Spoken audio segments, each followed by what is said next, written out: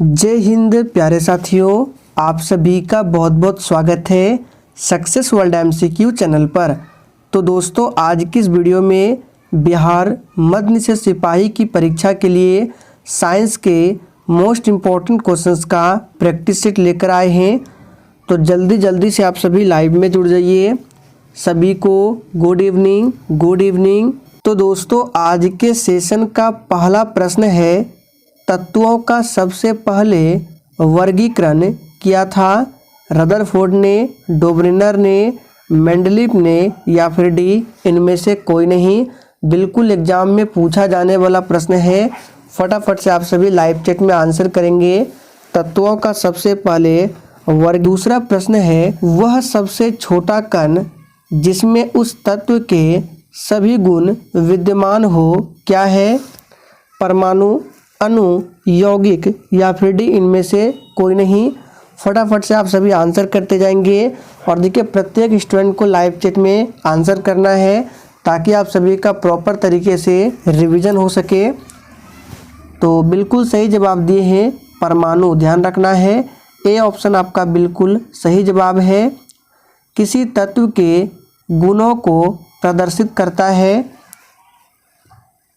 चलिए, तीसरे प्रश्न के लिए आप सभी आंसर बताएंगे। किसी तत्व के गुणों को कौन प्रदर्शित करता है? तो तीसरे प्रश्न का आंसर जो ये बच्चे परमाणु क्रमांक को दिए हैं, आपका बिल्कुल सही जवाब है। परमाणु क्रमांक किसी तत्वों के गुणों को प्रदर्शित करता है। हैलोजनों में सर्वाधिक प्रभावशाली ऑक्सीकरणकर्ता क्या है? क्लोरीन, ब्रोमीन, फ्लोरीन या फिर डी आयोडीन। चलिए फटाफट से आंसर बताएंगे आप सभी।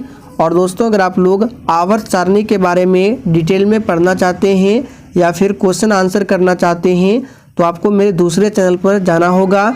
उस चैनल पर आपको वीडियो मिल जाएगा आवर्त सारणी से रिलेटेड। तो चौथे प्रश्न का आंसर क्या होगा?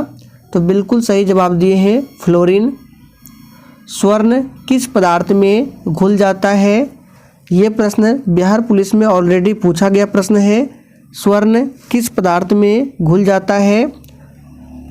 तो पांचवें प्रश्न का आंसर जो ये बच्चे एक्वा रेजिया को दिए हैं, आपका बिल्कुल सही जवाब है। और देखिए, एग्जाम में ये भी प्रश्न बनता है, एक्वा रेजिया में जो अम्लों का रेशियो होता है किस अनुपात में होता है? तो 3:1 के रेशियो में होता है। और आप लोग हमें कमेंट करके बताएंगे एक्वा रेजिया में कौन कौन से अम्ल होते हैं। सिनेबार किसका खनिज है? चलिए 6 के लिए फटाफट से आप सभी आंसर बताएंगे। काफ़ी ज़्यादा इम्पोर्टेंट प्रश्न है। सिनेबार किसका खनिज है? तो जो ये बच्चे पारा को दिए हैं, आपका बिल्कुल सही जवाब है। सिनेबार जो है ये पारा का खनिज है। पटाखों के फटने के बाद दिखाई देने वाला चमकीला रंग किसके कारण होता है? तो सातवें प्रश्न का आंसर क्या है? डी ऑप्शन, ये होता है स्ट्रांसियम के कारण। पटाखों के फटने के बाद जो चमकीला रंग दिखाई पड़ता है वो किसके कारण? तो स्ट्रांसियम के कारण। किसके निष्कर्षण हेतु साइनाइड विधि प्रयुक्त होती है? वेरी इंपॉर्टेंट प्रश्न है, मार्क करके रखना। किसके निष्कर्षण हेतु साइनाइड विधि प्रयुक्त होती है? तो आठवें प्रश्न का आंसर है चांदी, ध्यान रखना है। नाइट्रोजन का विस्फोटक यौगिक इनमें कौन है? चलिए आंसर करेंगे, नाइट्रोजन का विस्फोटक यौगिक कौन है? तो राइट आंसर है NCl3। हवा के वास्तविक जल वाष्प की मात्रा को क्या कहते हैं? तो देखिए, 10वें प्रश्न का आंसर है परम आर्द्रता। हवा के वास्तविक जल वाष्प की मात्रा को परम आर्द्रता कहते हैं। मानव निर्मित प्रथम रेशा क्या था? ये प्रश्न भी बिहार पुलिस एग्जाम में पूछा गया प्रश्न है। मानव निर्मित प्रथम रेशा क्या था? तो याद कर लीजिए, ये नायलॉन था। बी ऑप्शन आपका बिल्कुल सही जवाब है। 150 डिग्री सेल्सियस तक गर्म होने पर यूरिया क्या देता है?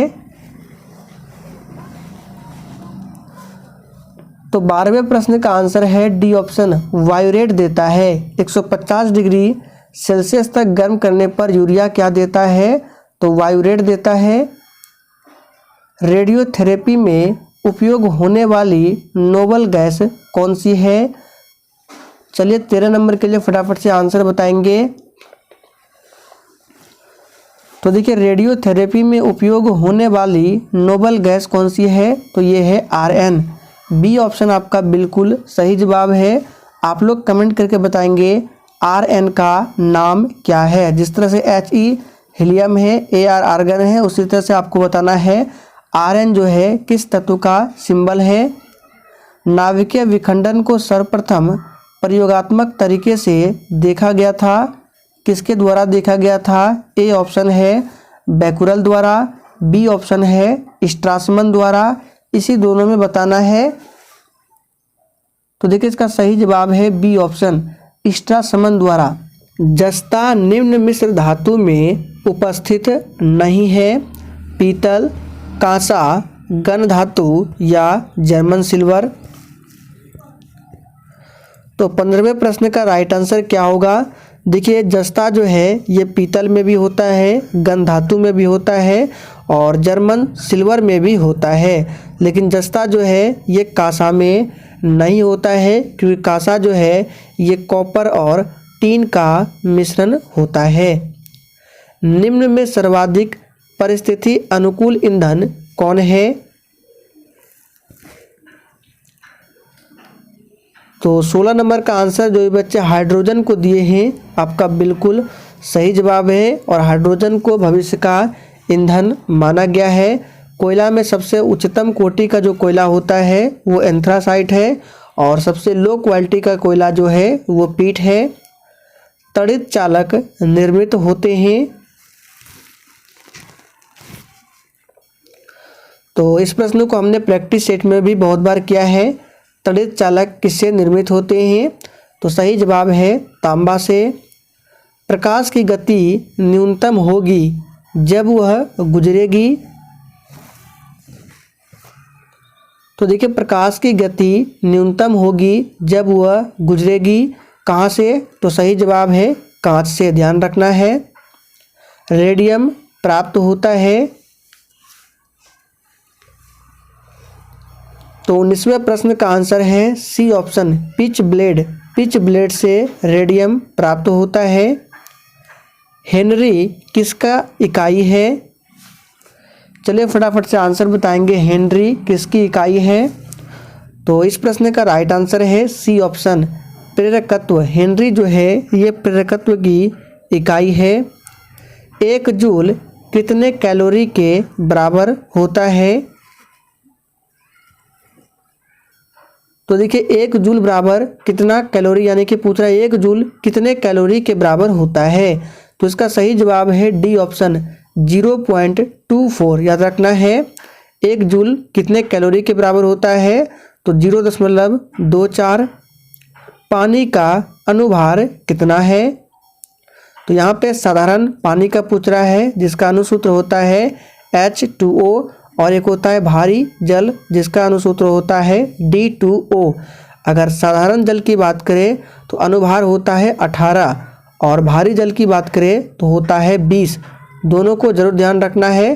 तो यहाँ पर अभी राइट आंसर क्या होगा? 18 AMU। MKS पद्धति में बल की इकाई क्या है? तो देखिए, इस प्रश्न का सही जवाब है न्यूटन। शरीर में ऊतकों का निर्माण होता है किससे होता है? तो 24 नंबर का आंसर है डी ऑप्शन, शरीर में ऊतकों का निर्माण प्रोटीन से होता है। कांच है एक प्रकार का, क्या है?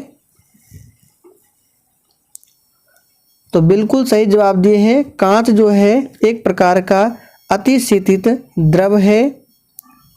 इंटीग्रेटेड सर्किट चिप पर किसकी परत होती है? तो 26 नंबर का आंसर क्या होगा? सिलिकॉन। और सिलिकॉन सिटी के नाम से कर्नाटक की राजधानी बेंगलुरु को जाना जाता है।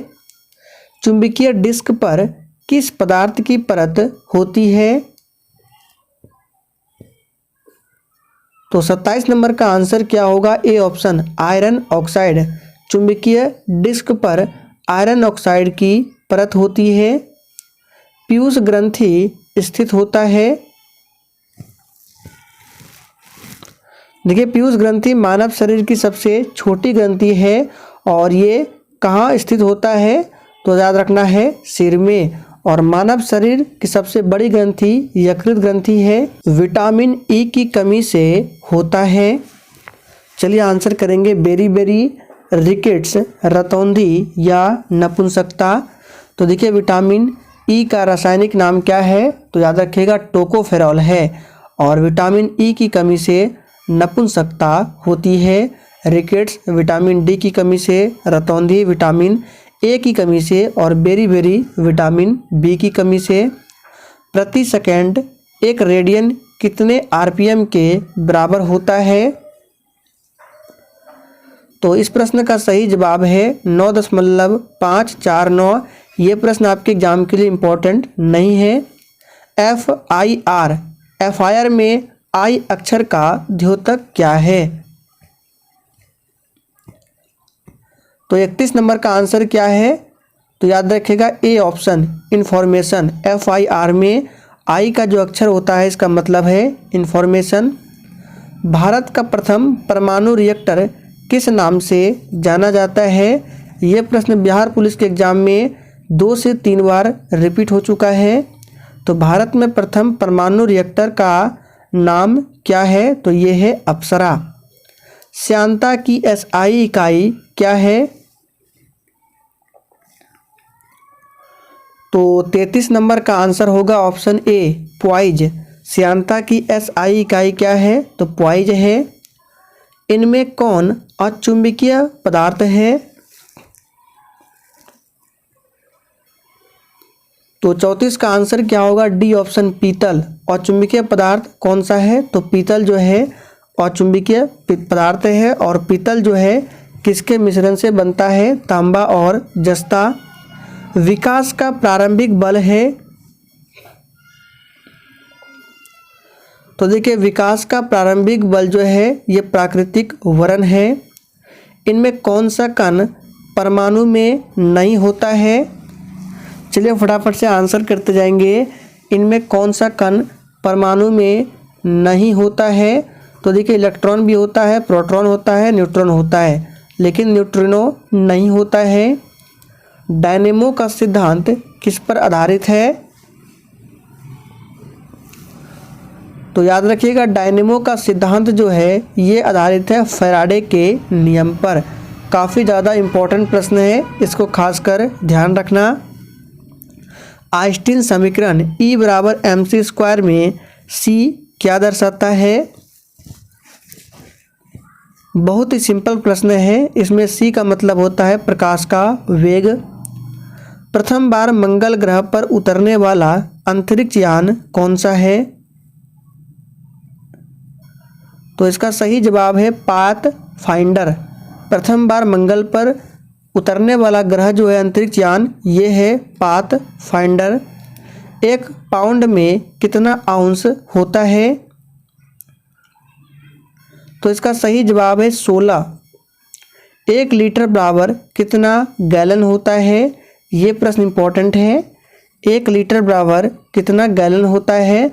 तो ये होता है 0.2642 गैलन। ए ऑप्शन आपका सही जवाब है।